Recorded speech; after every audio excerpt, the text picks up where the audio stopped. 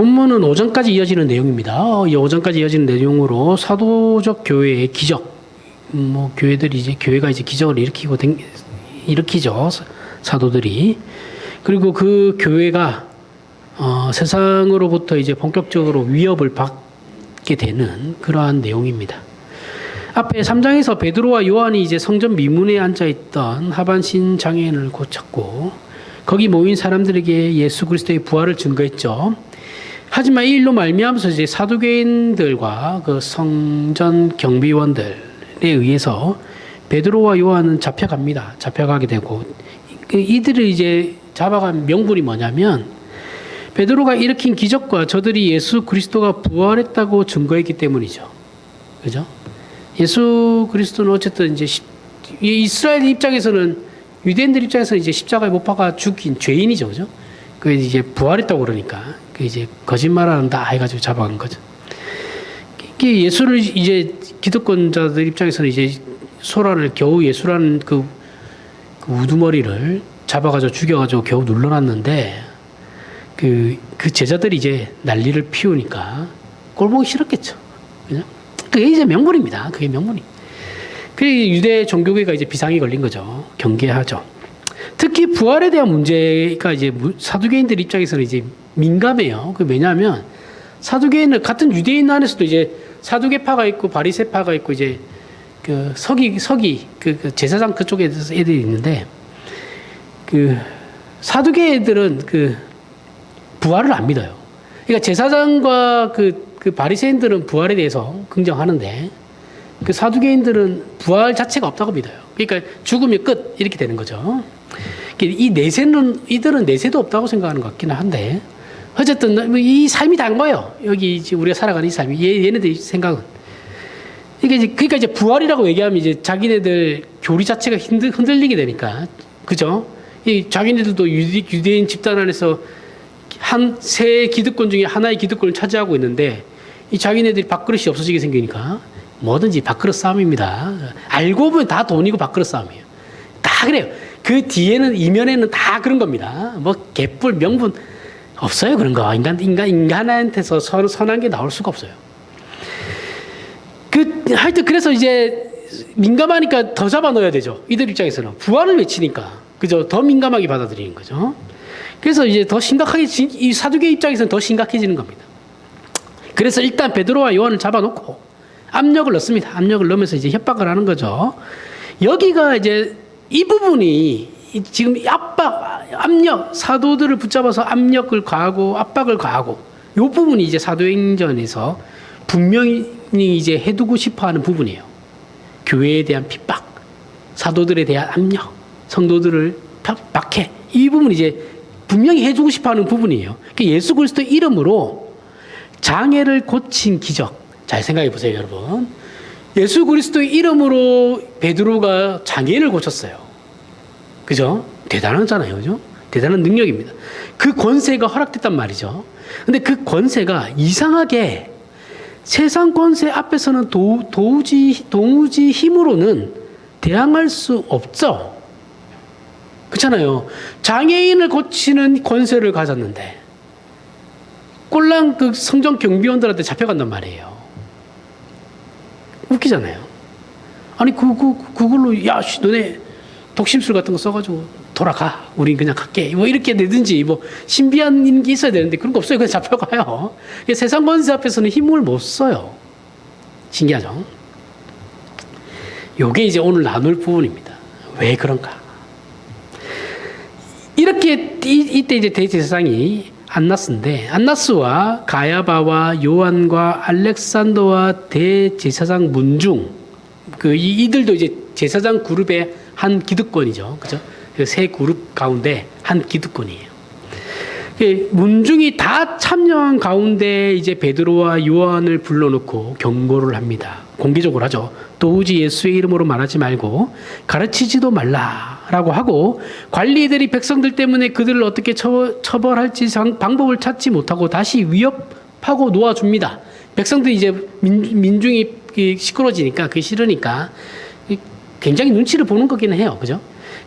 싫으니까 이제 그냥 놓아주긴 하는데 너네 한 번만 더 그러면 진짜 큰일 난다. 이렇게 경고만 주고 이제 풀어주는 거죠. 이들이 사도들을 위협할 수 있는 것. 보세요. 장애인을 고치는 권세를 가진 그 사도들을 세상은 위협을 한단 말이에요. 그죠? 협박을 하고. 그렇게 할 수 있다는 건 뭐예요? 어찌되었든 세상 권세는 하나님을 반대하는 자들이 그 실세라는 거죠. 그죠? 하나님을 반대하고 있는 그 자들이 세상에서는 실세라는 거예요. 그걸 증명하는 사건입니다. 그 예수 그리스도의 이름으로 장애를 고치는 권세를 가졌으나 현실의 정치 지도자들이 가진 권력을 이기지 못한다라는 거죠. 여기서 우리가 뭐야? 그럼 뭐지? 우리 예수 왜 믿어? 이렇게 될 수 있는 거죠. 그죠? 한국교 목사들은 또 이런 거 싫어하니까. 싫어해요. 기독교가 힘을 가져야 되겠다고 생각하는 사람들이 대부분이기 때문에. 그리고 베드로와 요한이 경고와 위협을 받고 풀려나 동료들에게 가죠. 그죠? 이제 경고받고 위협받았고 이제 풀려났지만 어쨌든 그들의 동료들에게 갑니다. 가서 이 모든 얘기들을 해요. 근데 제자들은 우리는 이미 그런 거라는 것을 알고 있었다라는 거죠. 이 세상과 제자들은 이런 세상의 반대와 권력의 위협을 그래서 이렇게 이해합니다. 알고 있었기 때문에 이렇게 이해하고 있어요. 본문 24절, 26절에 보면 그들이 듣고 한 마음으로 하나님께 소리 높이 이르되 대주제여 천지와 바다와 그 가운데 만물을 지으신 이시오 또 주의 종 우리 조상 다윗의 입을 통하여 성령으로 말씀하시기를 어찌하여 열방이 분노하며 족속들이 허사를 경영하였는고 세상의 군왕들이 나서며 관리들이 함께 모여 주와 그의 그리스도를 대적하도다 하신 이로소이다. 이렇게 이미 예언되었다. 우리가 이럴 줄 알았어. 이미 왜냐면 하나님께서 다윗의 입을 통해서 이미 이렇게 예언하셨기 때문에 우리는 핍박받고 박해받는 게 당연한 거. 우리 이미 알고 있고 각오했던 거다라는 거죠. 세상이 예수와 교회를 대적할 것이다라는 것을 몰랐던 게 아니에요. 이미 알고 있었다라는 거죠. 그러면서 이렇게 마무리를 짓고 있어요. 27절, 28절. 과연 헤롯과 본디오 빌라도는 이때 헤롯은 그 헤롯 대왕이 아니에요. 그의 자식입니다. 그 분봉왕 헤롯이에요. 본디오 빌라도는 이방인과 이스라엘 백성과 합세하여 하나님께서 기름 부으신 거룩한 종 예수를 거슬러 하나님의 권능과 뜻대로 이루려고 예정하신 이것을 행하려고 이성이 모였다. 자, 이들은 애초에 예수를 죽이기 위해서 하나님의 뜻을 거스르려고 이 예루살렘 성에 모여 있는 거야. 이미 예언되어 있던 바다. 그죠? 세상 권력자들은 하나님과 예수의 뜻을 거스르려고 모여서 작당하고 있다. 원래 그랬다. 하지만 하나님은 어떻게 일하시냐? 저들이 하나님의 뜻을 반대하는 그 행위, 그 반대의 행위로 하나님은 뜻을 이루실 것이다 라는 것을 제자들은 이미 알고 있다라는 거죠. 신기하죠. 하나님이 이미 저들이 반대할 것을 알고 있고 한 수 더 내다보신 거죠. 내다보시고 그 반대를 이용해 먹는 거예요. 그죠? 반대할 걸 뻔하거든요. 그러니까 그 반대했을 때 그 상황을 또 하나님께서는 이용하신다라는 거죠. 사용하신다. 우리의 생각과는 완전 다릅니다. 이게 사실 우리 현실에서 잘 납득은 안 되죠. 그죠? 납득되지 않고 늘 가지는 우리의 의심입니다. 그죠? 왜 하나님이 이렇게 일하시나? 근데 그렇게 일하시는 것으로 하나님께서는 하나님의 방법을 우리에게 가르치신다라는 거죠. 하나님의 권세가 유일한 권세인데 근데 우리는 이런 생각을 해요. 늘 해요. 하나님의 권세가 유일한 권세잖아요. 권세인데 왜 현실에서는 세상 권세가 힘이 더 센 것 같고 그 충돌과 대치 속에서 하나님은 왜 우리 성도들을 긴장과 고통과 핍박 속에 그냥 내버려 두시냐라는 거죠. 그죠? 아니야. 그래서 어느 시대에나 교회가 가지는 큰 위협과 시험 중 하나가 교회가 세상 권력보다 더 큰 힘과 세력을 가져서 세상 권력을 굴복시키는 것으로 하나님의 뜻이 이루어지기를 바랬다라는 것이 교회사에 그대로 등장합니다. 이건 부인할 수 없어요. 지금도 그래요. 지금도 그렇잖아요. 그렇죠? 옛날에 그 중세 때도 그렇지만 종교개혁이 일어난 이후에도 그랬어요. 이후에도 그렇고 그 제국주의 시대 때 18세기 말부터 19세기 제국주의 시대 그 서구 열강이 식민지를 찾아서 전 세계를 휘젓고 다닐 때 그때도 이랬습니다. 그리고 지금도 이래요. 특히 미국과 한국 교회는 더 그래요. 제정신이 아니에요. 그러나 하나님은 그러지 않겠다고 지금 성경을 통해서 말씀하시는 거거든요. 야, 내가 언제 그러라고 그랬어? 내가 언제 너희들 보고 힘을 가지라고 했고 권력을 가지라고 그랬어? 그럼 아니라고 예언하신 거예요. 기독교는 세상 권세와 맞서는 세상의 힘으로 존재하지 않는다라는 것이 성경의 기록입니다. 이거는 안 보죠. 알지만 외면하는 건지 모르는 건지 모르겠지만 이거는 자기들 눈에 안 들어와요. 왜냐하면 자기 마음에 안 들어요. 그러면 바리새인들과 뭐가 다르죠? 도대체? 자기들 입맛에만 맞는 그 기독교 신앙을 찾는 거면 왜 교회를 다니죠? 왜 예수를 왜 믿어요 도대체? 그러면서 모든 주권은 하나님께 있습니다. 입은 떠들어 대끼죠. 그죠? 뭔 주권이 하나님께 있어? 지들 마음대로 하면서. 맨날. 또 댕댕거리지 말자고 맨날 속으로 다짐하고 올라오는데 또 댕댕거리고 있지. 죄송합니다. 그래서 세상은 하나님과 하나님의 일에 대적할 것이기 때문에 원래 그랬기 때문에 충돌이 일어날 수밖에 없다라는 거예요. 세상과 교회는 그럴 수밖에 없어요. 그것을 증명하는 사건이 뭐예요? 이거는 부인할 수 없는 사건이에요. 부인할 수 없는 그 증거거든요. 예수 그리스도의 죽으심이잖아요. 그렇죠? 충돌로 예수 그리스도가 죽으신 거잖아요. 그리고 부활이죠. 하나님은 예수를 통해서 일하시겠다라는 것이고 세상은 뭐예요? 그 일하시려고 오신 예수를 죽여서 하나님의 뜻을 이루지 못하게 하겠다라는 거잖아요. 이건 영원히 타협될 수 없는 일입니다. 세상은 예수를 죽여서 하나님의 뜻에 반대하는 것을 명백하게 드러냈고 이건 부인할 수 없죠. 하나님은 세상이 죽인 예수를 다시 살리셨어요. 다시 살려서 그 이름을 보내신 그 보내신 뜻을 반드시 이루고야 말겠다라는 그 의지를 부활에 담으셨죠. 그래서 궁극적으로 하나님의 신실하심을 예수 그리스도의 부활로 증명하신 거예요. 야, 너네가 죽일 거 알고 있지? 내가 그렇게 보냈으니까. 그런데 그 죽은 게 끝이 아니야. 부활이라는 게 있단다 얘들아. 그 부활로 나는 내 신실함과 내가 앞으로 약속했던 그 모든 것을 성취할 거다. 너희들이 그 반대를 나는 이용해서 더 나은 방향으로 나아갈 거다. 기가 막히지 않습니까? 무릎을 탁 쳐야 되거든요. 근데 우리는 이걸 못 참아요. 중요한 거. 그죠? 이 과정이 있는데 이 과정을 못 참아요. 힘드니까요. 그걸 참아내야 되는 거거든요. 근데 우리는 인내하는 게 힘들죠. 그래서 그걸 못 기다립니다.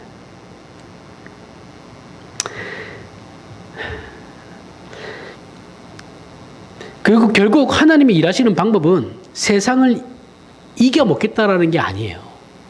이 잘 생각하셔야 됩니다. 우리는 기독교, 한국 교회, 기독교는 특히 미국 기독교하고는 세상을 이겨먹으려고 그러거든요. 세상은 이겨먹는 게 아니에요, 교회가. 그냥 이 세상은 그렇게 가다가 망할 거예요.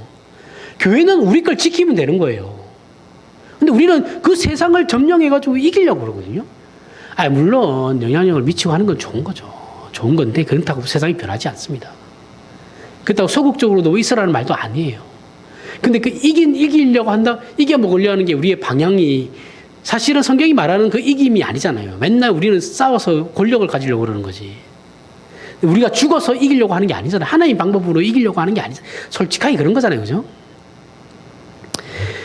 죽이려고 덤비는 세상을 죽이시는 게 아니에요. 우리는 죽이려고 덤비는 세상을 우리는 맞받아 쳐가지고 이기려고 그러는데 하나님은 당신님을 죽이려고 하는 세상을 위해서 그냥 죽으셨어요. 그래 죽여라. 그들의 손에 맡겼단 말이죠. 그래서 그런데 그게 하나님의 승리다라는 거예요. 세상이 말하는 그 패배로 하나님은 승리를 이끌어내신다라는 거예요. 그래서 사도행전에 등장하는 모든 사건과 모든 해석 그리고 모든 현실과 모든 충성의 내용들은 다 예수 그리스도로 집중되어야 하는 겁니다. 사도들은 그냥 주변 인물일 뿐이에요. 예수 그리스도가 주인공입니다. 그 성령 하나님도 예수 그리스도 때문에 오셨다 그랬어요. 그렇죠? 예수가 누구시고 그분의 죽음과 부활이 무엇인지 여기로 다 집중될 수밖에 없다라는 거예요. 이것을 믿지 못하고 이해하지 못하면 우리는 기독교를 단번에 힘과 권력화로 세상 앞에서 빛과 진리가 아닌 세력으로 과시하려 들린다라고 그 말을 하려고 하는 겁니다. 그죠? 세력화시켜요. 세력화시켜서 과시하려고 해요.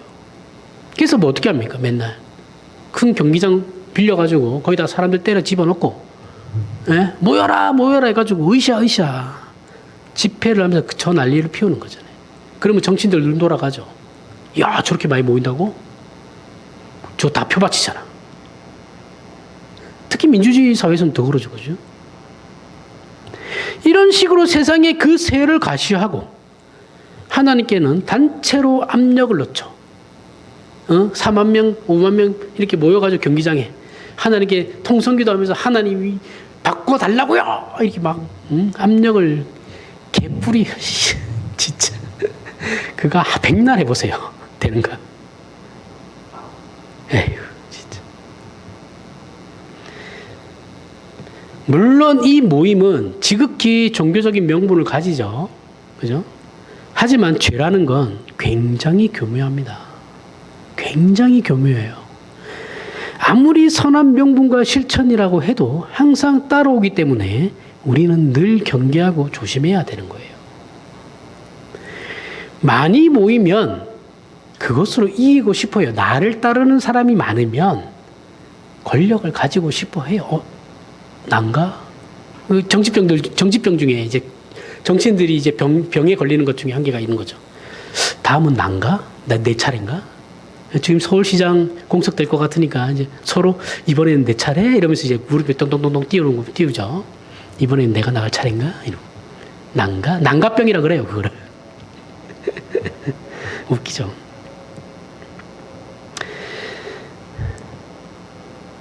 많이 모이면 이기고 싶어집니다. 그게 사람 심리예요. 그 죄성이거든요.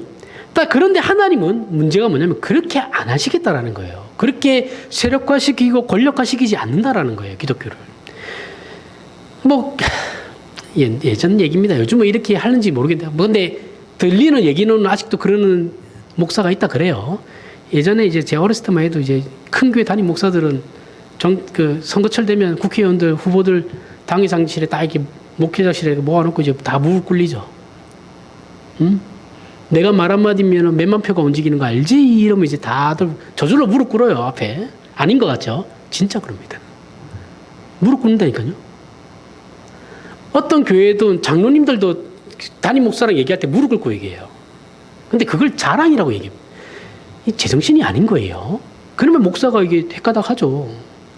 그죠? 그 정상인이 그렇게 되겠어요? 어이구, 우리 목사님하고 신처럼 떠받드는데? 이 제정신이 아닌 거죠. 우리의 믿음이나 진심이라는 말이 얼마나 어려운 말이냐 하면, 우리의 믿음과 진심이 내용이 없으면 하나의 현상에 불과한 것 밖에 안 돼요. 방향이나 실제 내용이 없을 때는 없을 때가 훨씬 많죠. 방향이나 내용이 없이 그냥 진심만 있고 진심이나 믿음만 있다라고 외쳐대는 그 오늘날의 그 한국 기독교죠. 한국 기독교가 그렇죠. 내용은 없는데 내 진심, 내 믿음 이것만 외친단 말이죠. 그러면 현상만 있는 거죠. 진심이라고 하면 무슨 진심, 어떤 진심인지 얘기해봐라. 그럼 얘기를 못해요. 나는 하나님에 대한 진심만 있대요. 그게 뭐야? 그러면 헌신, 어떤 헌신? 그럼 말은 못해요. 근데 나는 헌신한다라는 거죠. 그게 옳고 그르냐에 대한 문제는 전혀 생각 안 해요. 그냥 그런 거 없어요. 내용은 없어요. 한국 교회는 이미 내용은 없어진 지 오래됐거든요. 그냥 우리나라 그 토속 신앙이랑 그 비슷하게 됐어요, 지금. 그러면서 이제 기복주의만 추구하고 있잖아요. 그죠? 거기에 진심이 없고 믿음도 없어요. 내용은 없어요. 훨씬 어떤 내용과 어떤 근거, 어떤 방법과 어떤 목적이냐라는 거 없어요. 그래서 기독교 용어에서 진심이나 믿음이라는 것을 얘기할 때는 언제나 예수 그리스도가 전제가 되어야 합니다. 근데 우리 그 예수 그리스도라고 얘기는 하는데 그 예수 그리스도도 성경이 얘기하는 예수 그리스도는 아니죠. 내가 믿고 싶어하는 예수 그리스도. 바리새인들이 바라는, 유대인들이 바라는 메시아. 그죠? 이 세상에서 이스라엘이 잘 되는 거. 내가 잘 되는 거. 그에 대한 예수 그리스도지 내가 죽어야 하는 거. 내가 헌신하고 내가 이 세상에서 약한 자로서 그 삶을, 고단한 삶을 살아야 돼. 이건 없어요. 그 예수 그리스도가 유일한 근거여야 된다라는 거죠. 그 예수는 우리를 구원하기 위해서 이 땅에 오신 성자 하나님이시자 삼위일체 하나님의 의지이며 구체적이고 실질적인 찾아오심이죠. 세상이 예수를 반대하고 죽여버리는 것까지 감수하신 하나님의 진심이에요. 그죠? 하나님의 진심이 뭐예요? 자기 아들을 죽이시는 진심이죠.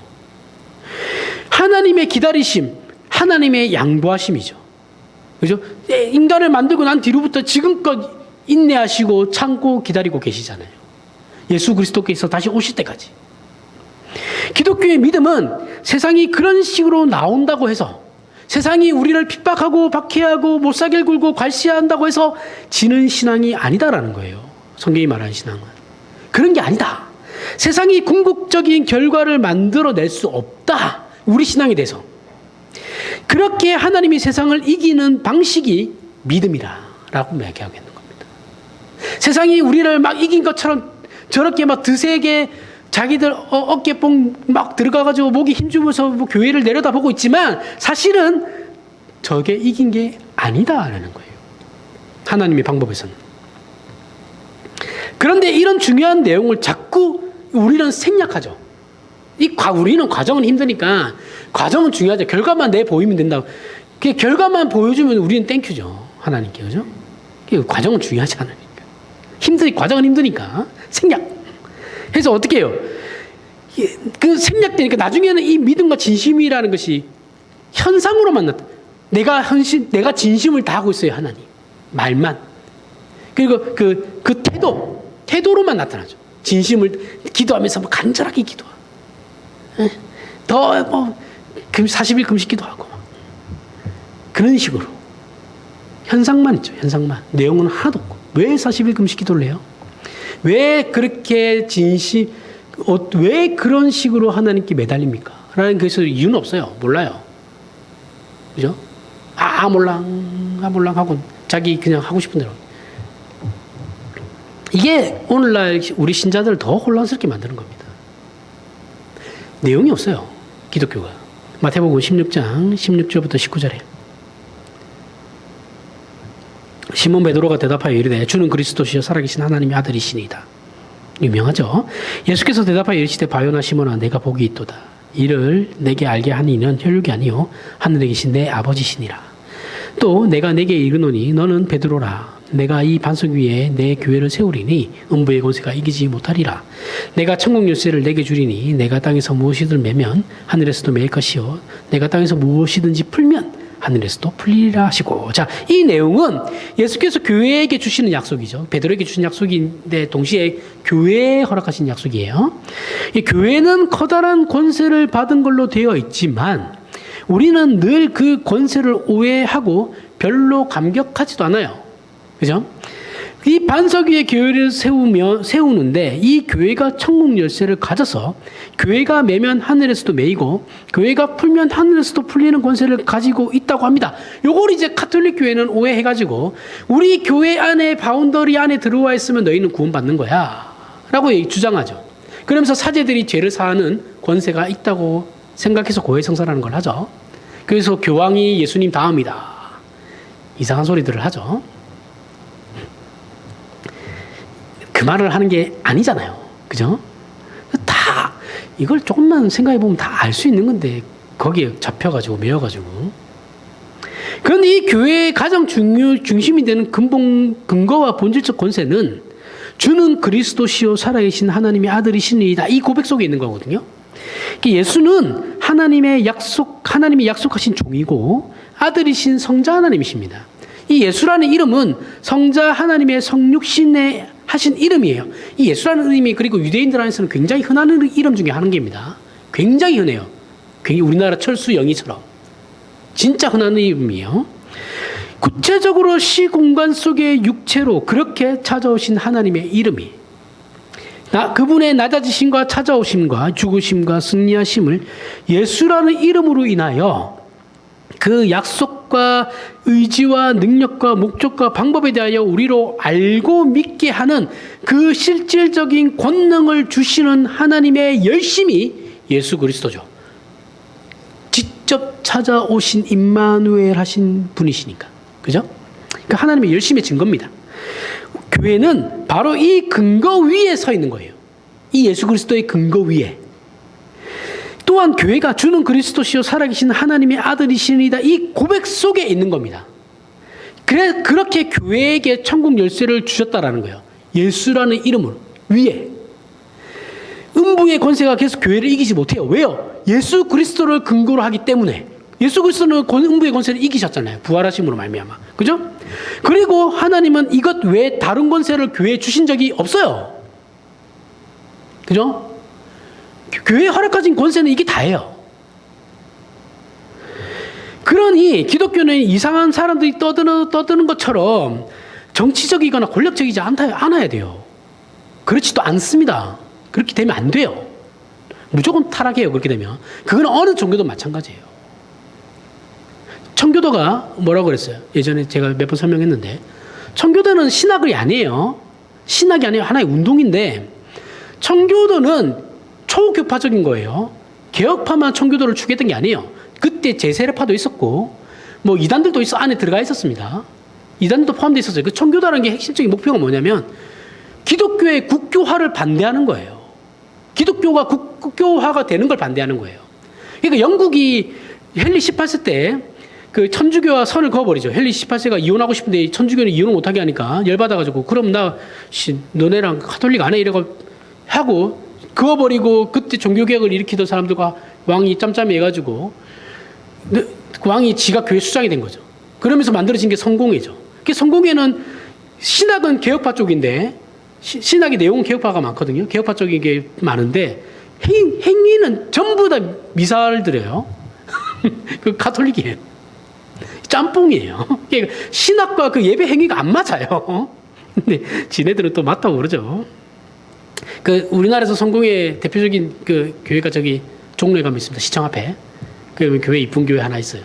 그 이제 정교회 제가 거기 가서 이제 그 인터뷰를 신대원 때 한번 신대원 때 학부 때 이제 가서 인터뷰를 했었는데 그때는 나도 뭐 뭔지 모르니까 그냥 인터뷰 하라고 해서 한 겁니다. 교수가 시켜가지고. 그 희한한 그 국교화를 반대한 게 청교도예요. 청교도 안에 개혁파도 있고 제세례파도 있고 이단들도 있는 거예요. 그리고 그 개혁파 그 사람들이 미국으로 건너가는 거죠. 그죠? 그 영국 사람들이에요, 다. 영국이 청교도는 영국에서 많이 일어나는 겁니다. 네덜란드가 오히려 더 개혁파적이죠. 지금도 마찬가지예요. 네덜란드가 훨씬 더 개혁파적입니다. 근데 재밌죠? 네덜란드가 가장 개혁파적인데 네덜란드가 가장 또 타락했어요. 그것도 웃기죠? 재밌습니다. 그런데 우리는 이 부분을 각 개인의 신앙 현실에서 또는 자기가 몸담고 사는 시대 속에서 늘 오해하죠. 그죠? 그러니까 이제 청교도라는 것도 사실은 국교화를 반대한 건데 그걸 정치 세력화 시켜버리죠. 미국에서는. 그죠? 그래서 이 믿는 사람을 대통령으로 만들어야 된다. 진짜. 옛날에 김영삼 대통령 될 때, 선거 때, 응? 노태우 다음에 이제 김영삼 대통령이 나왔잖아요. 김대중하고 이제 막. 그때 한국교회가 김영삼 대통령 장로로 대통령 만들어야 된다. 진짜 저희 할머니도 그때 눈에 불을 켜고 막 선거운동하러 다녔거든요. 친분이 있어가지고, 김영삼 대통령하고. 그 여사랑 친했습니다. 친해가지고. 진짜 교회 다니면서, 온데 교회 다니면서 선거운동하러, 지금 같으면 다 불법 선거예요. 다 걸려요, 그거. 옛날에 그런 게 있습니까? 야만의 시대인데. 돈 주면 다 되는 건데. 난리도 아니었어요, 그때 진짜. 난리였죠, 그죠? 그 다음에 또 이명박 때 그랬고. 정치인을 만들어 자신들 기독교인들을 좀 더 편하게 만들어 달라. 응? 세상의 정치 세력과 짬짬해가지고 좀 더 편하게 우리가 기독교 생활을, 기독교 신앙을 추구할 수 있게 해달라. 망해요, 그러면 기독교는. 이 정신을 못 차려요, 목사들이. 우리 신자가 은과 금은 내게 없거니와 내게 있는 곳으로 너에게 주노니 곧 나사렛 예수의 이름으로. 이게 언제 한 말입니까? 베드로와 요한이 성전 미문에서 하반신 장애인을 고칠 때 한 말이죠. 베드로가, 그죠? 그 은과 금은 우리 신자에게 언제나 큰 시험거리가 되죠. 문제가 되죠. 그게 바로 다음 장이 사도행전 5장에 나오는 이 문제가 어디에서 일어나냐면 그 바로 다음 장 아나니아와 삽비라 사건에서 일어나요. 또한 교회나 우리 신자가 주는 그리스도시요 살아계신 하나님의 아들이시니이다. 이 고백 속에 있지 않으면 그 무엇으로도 이것을 대신할 수 있는 다른 안전장치나 방법이나 선택은 존재하지 않습니다. 다른 방법이 주어지지 않았어요. 다른 것에도 주어지지 않았어요. 세상 사람들이 확인하는 청렴, 정직, 공평 같은 것들을 위해서 교회나 신자가 존재하는 게 아니에요. 그건 부차적인 겁니다. 죄송한데. 진짜 부차적인 거예요. 근데 우리는 그것만 가지고 판단을 하죠. 이렇게 말했다고 해서 그렇게 하지 않아도 된다는 말을 하는 건 아니에요. 그죠? 우리는 청렴해야 되고 공평해야 돼요. 당연히 정직해야 되고. 근데 그게 다인 것처럼 얘기하지 말라는 거예요. 기독교 안에서. 교회가 잘못된 것에 대해서 잘했다라고 편드는 게 아닙니다. 교회가 잘못으로 인해 비판받는 건 참으로 안타까운 일이지만 교회가 청렴과 정직과 공평과 구제 등과 같은 일을 하는 게 전부라고 생각하는 건 너무나도 큰 시험에 빠지는 거예요. 그죠? 빠지는 것이고 결국 이건 교회가 세상에 겁을 내고 있는 것이죠. 눈치 보고 있는 거죠. 뭐 이거 얘기하면 끝도 없지만 넘어가겠습니다. 교회는 그런 것이 아니다라는 거예요. 교회는 윤리 도덕적으로 판단해서도 안 되고 교회는 세상의 기준으로 그 어떤 기준으로도 판단할 수가 없어요. 그게 안 맞아요. 걔네들이 생각하는 거하고 우리들이 생각하는 게 하고. 근데 그러지 말라는 건 또 아니죠. 그죠? 교회는 책임을 알아야 하죠. 당연히 교회는 세상에 대한 책임을 져야 됩니다. 알아야 하고 무엇을 감수해야 되는지도 알아야 됩니다. 그러기 위해서 덕을 쌓아야 되죠. 그러기 위해서 교회는 진리에 위배되는 게 아닌 이상이 다 양보할 수 있어요. 무엇을 지켜야 하는지도 알아야 돼요. 진리는 지켜야 되죠. 양보는 할 수 있지만 진리에 관한 문제는 양보할 수 없죠. 절대 사수죠, 이거는. 이거는 목숨 걸고 지키는 거예요. 근데 우리는 진리는 다 양보하고 지키지 말아야 될 거는 지키고 있죠. 그거는 또 목숨 걸어요. 희한하게 가고 있죠. 하지 말아야 할 것을 안 하고 그렇게 욕 안 먹는 것으로 세상에서 높은 점수를 이미지화 시켜가지고 좋은 이미지를 만들어가지고 전도해야지. 이런 생각을 세력화시켜야지. 이런 생각을 가지고 있는 게 지금 교회라는 거죠. 근데 그게 아니다라는 거예요. 누가복음 4장 5절에서 8절. 마귀가 또 예수를 이끌고 올라가서 순식간에 천하만국을 보이며 이르되 이 모든 권위와 그 영광을 내가 너에게 주리라. 이것은 내게 넘겨준 것이므로 내가 원하는 자에게 주노라. 그러므로 네가 만일 내게 절하면 다 네 것이 되리라. 예수께서 대답하여 이르시되 기록된 바 주 너의 하나님께 경배하고 다만 그를 섬기라 하였느니라. 자, 이건 세상을 누가 가지느냐와 같은 세력 간의 싸움이 아니라 그랬어요. 마귀하고 예수님은 세력 싸움을 하는 게 아니에요. 그죠? 제가 늘 얘기하죠. 이거는 세력을 싸울 만큼의 마귀가 뭐 대단한 그런 존재가 아니에요. 마귀는 피조물이에요. 까불어 봐야 피조물입니다. 그냥 하나님이 잠시 까불도록 허락하고 계시는 거예요. 그래, 뭐 네 마음대로 해봐. 너도 언젠가는 끝날 거니까. 네 뭐 하고 싶은 대로 해봐. 근데 네가 그 마음대로 하는 그 모든 게 나에게는 아무런 방해가 되지 않는단다. 그거예요. 예수께서 오신 이유는 뭐예요?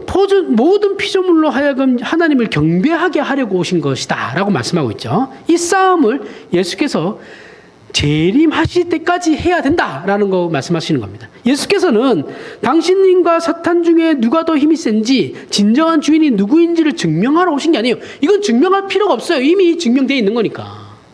그죠? 이거는 이 일에는 예수님은 관심도 없습니다. 야, 일본이 독도가 지네 딸이라고 외쳐요. 근데 그게 그런다고 지네 땅이 돼요? 그 시료 지배하는 건 우리나라가 하고 있잖아요, 지금. 저렇게 백날 외쳐봐야 지네 땅이 안 돼요. 근데 맨날 저렇게 외치고 있는 건 뭐예요? 여론을 그런 식으로 만들어가지고 국제재판소에 넘겨가지고 재판받고 싶어서 그런 거잖아요. 그러면 우리나라가 그걸 재판을 허락 안 하면 되거든요. 그러면 백날 저렇게 떠들어봐 아무 소용 없습니다. 똑같은 거예요. 마귀가 백날 떠들어봐야 아무 소용 없다라는 거예요.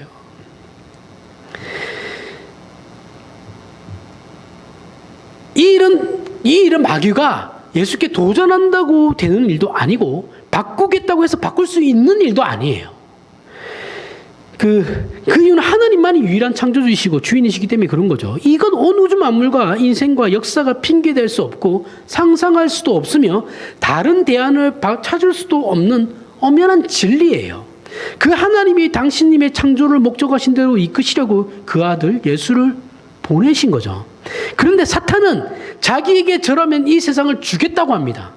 그래서 예수께서 당신님은 사탄과 싸우려고 온 게 아니고 그냥 난 니하고 싸우려니 야 니가 무슨 니 짬밥에 무슨 나하고 싸움이냐. 너 그냥 찌그러져 있고 모든 사람이 나는 하나님께 경배하게 만들려고 내가 이 땅에 온 거지 니는 나하고 싸움거리도 안 돼. 조용히 하고 저 찌그러져 있어라. 그거거든요 지금. 그 그림이에요. 하나님이 누구신지를 알리고 세상 사람들에게 알리고 하나님의 사랑과 신실하심으로 우리를 부르러 오셨다. 당신님의 백성을 부르러 온 것이다라고 당신님의 자녀들을 찾으러 온 것이 예수 그리스도의 오심이라는 거예요. 마귀는 거기에 끼어들 틈이 없다라는 거예요. 근데 우리는 아직도 마귀가 뭐 대단한 뭐가 되는 것처럼 우리는 맨날 그렇게 얘기하죠. 그죠? 아니에요. 마귀가 문제가 아니라 우리가 더 문제예요. 죄인인 우리가 문제라고요. 마귀 탓하지 마시고 마귀가 하는 거 별로 없어요. 유혹하는 것밖에 없어요. 다 우리가 선택하는 거예요. 우리 죄성이 문제라고요. 이 싸움이 되지 않는다고 자꾸 싸움거리를 이슈화 시키죠. 계속. 하나님이 누구신지를 알리고 하나님의 사랑과 신실하심으로 우리를 부르러 온 것이고 당신님의 자녀로 백성을 부르러 온 것입니다. 이게 사도행전의 싸움이에요. 사도행전이 얘기하고 있는 그 싸움의 내용이에요. 하나님을 외면하고 거부하며 반대하고 자기가 하는 일을 알지 못하는 자들을 찾아오신 그 예수 그리스도, 자신에게 못 박은 자들을 구원하기, 자신을 죽인 그 인간들을 구원하기 위해 죽음에 당신님을 맡기신, 그들의 손에 당신님의 목숨을 맡기신 예수, 그리하여 이루어낸 하나님의 구원과 복주심을 만민에게 펼치시는 그 일, 이것이 예수께서 하신 일이고 지금 우리 교회에게 맡기신 일입니다. 정치하라는 게 아니고. 우리는 세상이 자신의 길을 가는 것과는 다른 길을 걸어가요. 그죠? 우리는 세상과 달라야 돼요. 세상과 같은 길을 걸어가면 안 돼요. 이건 그래서 세상과는 늘 충돌할 수밖에 없어요. 그 이유는 이 세상은 죄가 득세하기 때문에 우리가 하나님과 묶여있는 꼴을 못 봐요. 그죠? 세상은 그 꼴을 못 봐요. 자기들이 하나님께 가기는 싫고 우리가 하나님께 묶여있는 것도 싫은 거예요. 그러니까 같이 죽자. 나만 죽으면 억울하지 않니? 너도 같이 죽어야지. 이렇게 앵겨드는 게 세상이라고요. 근데 우리는 맨날 입 벌리고 에이 하고 넘어가죠 또 다. 에? 그래 같이 죽자. 뭘 같이 죽어요. 같이 죽게. 거기 가면 어떡해.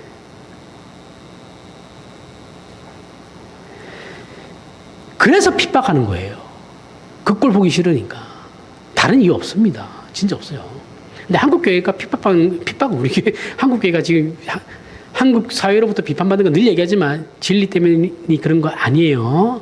이상하게 우리가 부패해져 가고 있기 때문에 그런 거지. 또 다른 거죠. 모든 걸 동원해서 교회의 진리를 박살내려고 합니다. 이거는 이미 그 19세기 때부터 교회 안에서 일어나기 시작했어요. 그리고 자유주의 신학이 등장하면서부터 교회들은 박살나기 시작했어요. 이미. 지금 어디 가서 제가 이렇게 얘기하듯이 이렇게 얘기하잖아요. 그러면 저 수구꼴통 이렇게 얘기해요. 전 세계에서 이런 기독교를 유지하고 있는 나라가 몇 안 됩니다. 몇 명 안 돼요. 몇 교회 안 돼요. 그럼 어떻게 돼요? 공격을 받으면 안전을 찾게 되죠. 그죠? 자신도 모르게 안전을 요구하게 돼요. 그래서 안전을 가장 중요하게 여기죠. 너 그렇게 살면 죽어. 이게 제일 무서운 거죠. 우리는 예수를 뭉뚱그려서 추상적으로 믿어서는 안 됩니다. 우리가 하나님의 자녀라는 걸 분명하고 구체적으로 알고 믿어야 돼요. 무엇을 믿는지를 알아야 된다고요. 내가 무엇을 믿고, 그러면 나는 어떠한 존재이며, 그러면 나는 어떻게 살아야 하는가? 요 세 가지 질문을 늘 가지고 사셔야 돼요. 예수를 믿는 사람은 그렇게 하지 않는다는 분명함은 가져야 되는 겁니다.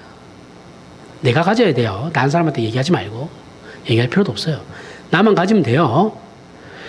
그러한 일들을 우리의 삶 속에서 내 자신과의 싸움으로 싸워가야 한다라는 거예요. 그렇게 살라고 얘기하고 가르치는 거 목사만 하면 됩니다. 다른 사람들 할 필요 없어요. 그리고 예수 그리스도의 권세가 우리와 교회에게 어떻게 주어졌는지를 다시 한번 확인하라는 거예요. 음부의 권세가 이기지 못한다고 합니다. 긍정적이고 최종적인 권위와 뜻과 약속과 성취가 하나님 손에 있고 그것이 실패할 수 없다는 것이 예수 그리스도의 성육신과 죽음을 뒤집은 부활인 것이죠. 그래서 사도행전은 끊임없이 예수의 죽으심과 부활, 이것이 모든 사건의 배경에 있고 근거가 되며 설명과 해석의 유일한 증거로 등장하고 있는 겁니다. 우리는 이렇게 살아야 한다라는 거예요. 이것이 교회라는 겁니다.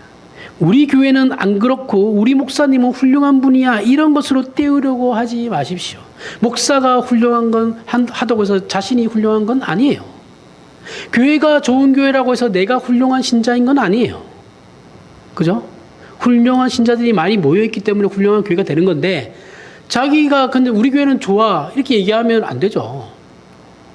내가 좋은 신자가 되려고 노력하고 있어 이렇게 가야죠. 우리 교회가 좋은데 왜? 그 교회가 좋은 거지. 아버지가 돈이 많은 건 아버지가 돈이 많은 거죠. 내가 돈이 많은 건 아니에요. 그죠? 그냥 덕을 보고 있는 거죠, 자기가. 그런 식으로 때우려고 하지 말라는 겁니다. 목사는 새벽기도 빠지면 안 돼. 왜요? 자기는 빠지면서 늘 얘기하는 거잖아요, 이것도. 그죠? 그렇게 얘기하고 싶으면 본인이 나오세요. 나오고 그렇게 얘기하세요. 본인도 안 나오면서 뭐 맨날 목사가 왜 새벽기도를 안 나오? 그 또 없애자고 하면 또 싫어해요. 이상하죠? 본인 나올 생각 없거든요. 근데 새벽 기도를 없애는 게 시대적으로 이게 진리인 것도 아니니까 교회가 좋을 때로 선택하면 되는 문제거든요. 그래서 없애고 싶으면 없애면 돼요. 교회가 선택해서. 근데 또 그거 없애면 또 싫어해요. 목사 노는 걸 못 보기 싫어가지고 그런지 모르겠는데. 하여튼 희한합니다. 참. 그런 식으로 떼우지 말라는 거예요. 남 탓하지 마라. 목사 탓하지 말고 교회 탓하지 말고 정치인 탓하지 마라. 우리 스스로 모두와 함께하는 세상, 사탄이 자신에게 절하면 이 세상을 주겠다고 하는 위협과 도전 속에서 우리는 주는 그리스도시요 살아계신 하나님의 아들이시니다를 지켜내고 증거하며 살아야 한다는 거예요. 그렇지 않을 경우 사도행전 5장에 이런 일이 나타나는 겁니다. 사도행전 5장 1절부터 11절에 아까 앞에서 얘기했던 아나니아와 삽비라 사건입니다. 아나니아라는 사람이 그의 아내 삽비라와 더불어 소유를 팔아 그 값에서 얼마를 감춤해 그 아내가 알더라. 그 아내도 알았어요. 얼마만 가져다가 사도들의 발 앞에 두니 베드로가 이르되 아나니아야 어찌하여 사탄이 내 마음에 가득하여 네가 성령을 속이고 땅값 얼마를 감추었느냐. 땅이 그대로 있을 때에는 네 땅이 아니며 판 후에도 네 마음대로 할 수 없더냐. 어찌하여 이 일을 네 마음에 두었느냐. 사람에게 거짓말한 것이 아니요 하나님께로다. 아나니아가 이 말을 듣고 엎드려져 혼이 떠나니 이 일을 듣는 사람이 다 크게 두려워하더라. 젊은 사람들이 일어나 시신을 싸서 메고 나가 장사하니라. 3시간쯤 지나 그의 아내가 그 일어난 일을 알지 못하고 들어오니 베드로가 이르되 그 땅값 한 것이 이것뿐이냐 내가 내게 말하라 하니 이르되 예 이것뿐이라 하더라. 베드로가 이르되 너희가 어찌 함께 꾀하여 주의 영을 시험하려 하느냐. 보라 네 남편을 장사하고 오는 사람들의 발률이 문 앞에 이르렀으니 또 너를 메어 나가리라 하니 곧 그가 베드로의 발 앞에 엎드려져 혼이 떠나는지라. 젊은 사람들이 들어와 죽은 것을 보고 메어다가 그의 남편 곁에 장사하니 온 교회와 자 보세요. 온 교회와 이 일을 듣는 사람들이 다 크게 두려워하느니라. 온 교회. 이 교회가 처음으로 등장하는 거예요. 그 교회라는 이름이 처음 등장하는 겁니다. 성경에. 자, 무슨 내용입니까? 옛날 우리가 자랄 때는 이렇게 가르쳤어요. 배움을 받았어요. 헌금 떼먹으면 죽는다. 헌금 떼먹으면 죽는다 하면서 항상 가져왔던 그 본문이 이거예요. 부흥 강사들하고. 그죠? 아니에요. 그런 내용 아닙니다. 진짜. 그렇게 단순하게 살면 편하긴 하겠어요. 굉장히 넓은 의미에서 굳이 얘기하면 틀린 건 아니죠. 훨씬 더 깊은 내용이 있는 겁니다. 그렇게 단순한 내용을 성경이 실었겠어요? 우리는 이 사건을 앞에 누가복음에서 살펴본 사탄의 시험을 그대로 적용해야 돼요. 이 사건에서. 아나니아와 삽비라 사건에서 앞에 예수 그리스도가 시험받은 그 시험을 그대로 적용해야 되는 거예요.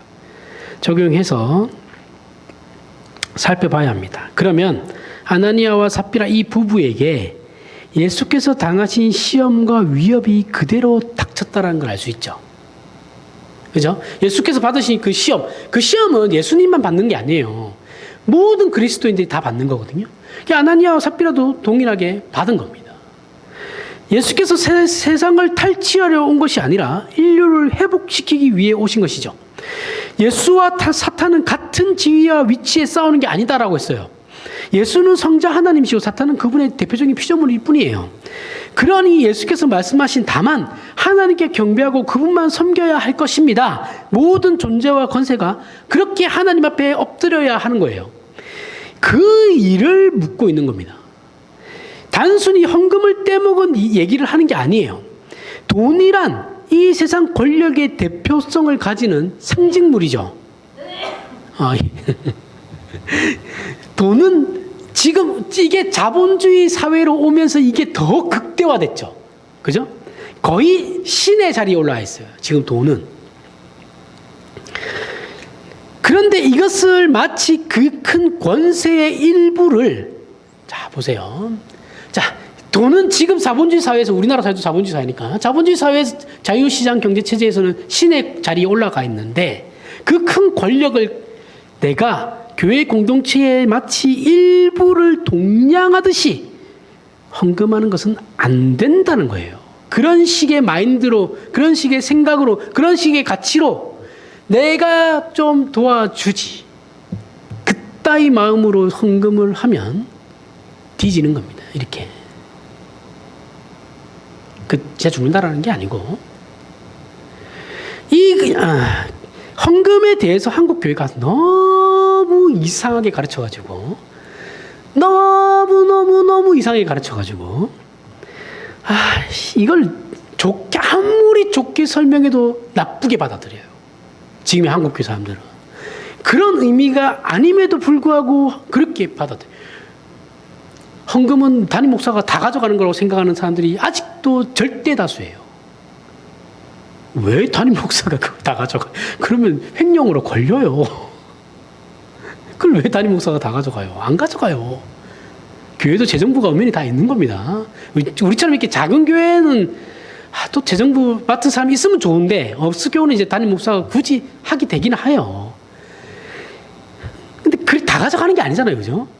거기 사례비에 여기 뒤에 그 재직회에 나 있는 거 할 때 다 나오는 겁니다. 사실 이 헌금에 대해 헌금은 이 헌상, 헌금, 뭐 연보랑 헌상은 또 개념이 또 다르죠, 그죠? 저번에 한번 설명했는데, 여기서 제가 헌상이라는 개념에서 설명을 하도록 하겠습니다. 헌금, 헌상. 우리나라에서 하는 거는 헌금이라고 하지만 사실은 헌상이에요. 그 절대 다수가 하는 교회들이 하는 그런 행위. 이 예배 시간에 이게 돈 거들어 다니잖아요. 헌금 거들어 다니잖아요. 이거는 헌상이라고 하는 겁니다. 헌금이라고 하면 안 돼요. 그리고 우리처럼 저렇게 뒤에다가 놓고 앞 걷는 행위가 없는 그냥 그거는 연보입니다. 달라요, 개념이. 기독교에서 그래서 헌상, 헌금은 이해하기 쉽게 헌금이라고 할게요. 헌금은 매우 그 신앙에 있어서 매우 중요한 위치를 차지해요. 예배 시간 안에서. 기독교에서 헌금은 하나님만이 온 우주 만물과 우리의 주인이시다라는 것과 이 세상이 보이는 권력과 질서 앞에 있지 않고 하나님의 통치와 권세 아래 있다는 걸 증언하고 고백하는 표예요. 표. 매우 중요한 상징으로서 그 내용을 가지는 겁니다. 그래서 예배 시간에 하는 거예요. 내 모든 것의 주인은 하나님이십니다라는 것을 우리가 그 물질로서 대신 표를 하는 겁니다. 내용은 얼마가 됐든 상관이 없어요. 아무 상관없어요. 그거는 형편에 맞게 하면 되는 겁니다. 그런데 한국 교회는 이 헌금을 자신이 내는 돈으로 이 교회 공동체가 운영되고 존속되면 뭐 틀린 말은 아니에요. 목사 사례비도 준다. 근데 준다. 마치 회비, 기부 행위. 뭐 연보는 거기에 가까울 수 있지만 근데 또 그런 마음으로 하면 안 돼요. 근데 이런 게 한국 교회 신자들에게는 매우 강하죠. 그따위로 가르쳤으니까. 그래서 안 바뀌어요, 이 생각이. 그래서 헌금을 무기명으로 해요. 무기명으로 뭐 민망해서 뭐 내가 이게 뭔 자랑이라고 민망해서 그런 겁니다라고 할 수도 있어요. 그죠? 그럴 수 있는데 신앙 고백을 무기명으로 하는 사람은 세상에 없어요. 하나님 나 누군지 모르죠. 몰라도 됩니다. 근데 나 하나님 믿어. 말이 돼요? 안 되잖아요. 안 되는 겁니다. 그리고 사실은 이런 것도 있지만 이게 본질적인 거지만 부차적으로는 그 헌금하는 것으로 목사들이 그 집안의 그 살림을 대충 눈치채는 것도 있습니다. 그래서 더 위에서 기도해 주는 것도 있어요.